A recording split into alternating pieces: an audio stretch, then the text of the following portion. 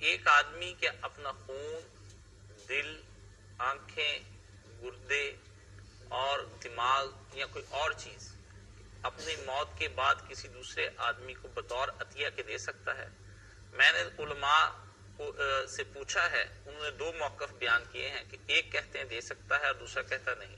لیکن جو نہیں کہتے ہیں وہ ان کی رائے تو سمجھ میں آتی ہے، جو کہتے ہیں دے سکتا ہے تو مجھے یہ بتائیں پھر دفنائیں گے کیا؟ یہ بات ٹھیک ہے کہ میت کی توہین نہیں کرنی چاہیے، نہ چیخ پھاڑ کر کے جگہ تقسیم کرنی چاہیے، اور نہ یہ کوئی ایسا مال مملوکہ کہ جو ہبا کر سکے دوسرے کو دے سکے۔ میں کہوں یہ میرا ہاتھ کاٹ کو دے، کوئی حق نہیں ہے۔ صرف ہم مال منقولہ جو ہے وہ دے سکتے، زمینیں جائیدادیں وغیرہ۔ خون کی حد تک تو مولانا معاملہ درست ہے، چلو خون الگ بات، کیونکہ وہ نیا سے نیا بار بار پیدا ہوتا خیر ہے کرے اسی اللہ صورت میں۔ جی۔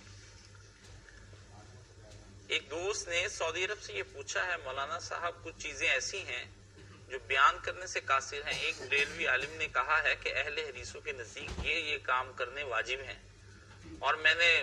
دوسرے بریلویوں سے یہ پوچھا تو انہوں نے کہا کہ یہ واجب ہیں، اہل حدیث کہتے ہیں ان کے ہاں بھی یہ واجب ہیں۔ فقہ میں وہ چیزیں پائی بھی جاتی ہیں، چیزیں بڑی فحش قسم کی ہیں، آپ نے پڑھی بھی ہوں گی، آخر آپ فقہ کے بھی ماہر ہیں، تو برائے مہربانی مجھے بتا دیں ان کے بارے میں۔ نہیں، اس طرح رجم بالغیب جو ہے نا، میں اندھیرے میں تیر چلاؤں، یہ تو ٹھیک ہے۔ آپ کو ایک بات ہے اشارتاً بتاتے کہ یہ لوگوں نے جو واجب ہے تو بات کر دیتے اس بارے میں۔ اس میں سے ایک تو انہوں نے یہاں پہ ہمیں مینشن کی ہے سر کیا بتایا کہ استمنا بالید جو ہے، ہاں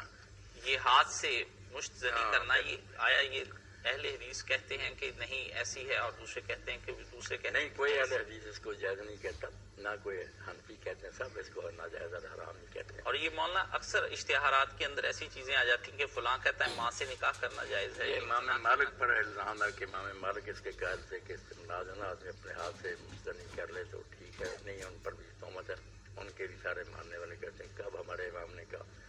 بالکل غلط۔ اسی طرح کئی لوگ کہہ دیتے ہیں کہ جو بیوی ہے نا اس کے ساتھ خانے کی جائے دخول جائز ہے، یہ بھی کہہ دیتے ہیں کہ امام مالک کا اور شیعوں کا مذہب۔